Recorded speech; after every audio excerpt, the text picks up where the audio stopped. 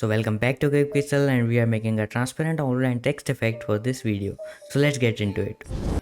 Alright, so first of all I'm making a canvas that is 1920 and 1080.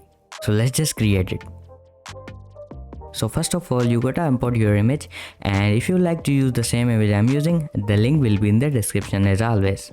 So I'm gonna import it and place it right there.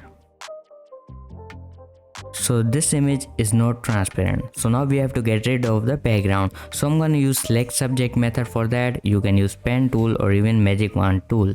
So I'm gonna just click on the select subject to make a selection.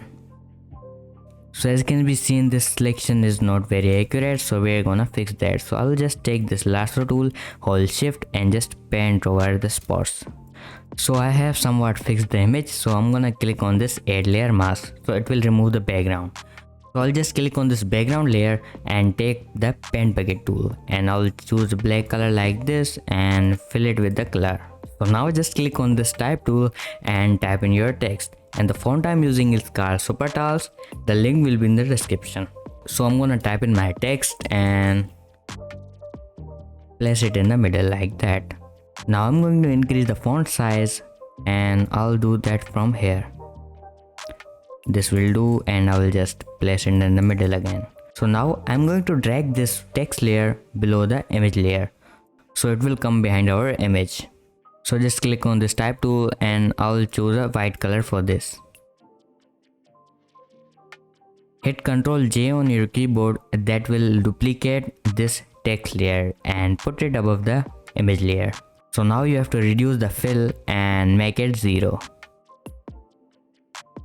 Now go to effects and choose stroke.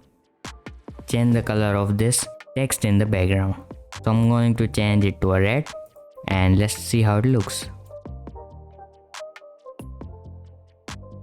Also lastly, make sure to clip your outline text with your image. So just hold Alt on your keyboard and click on it.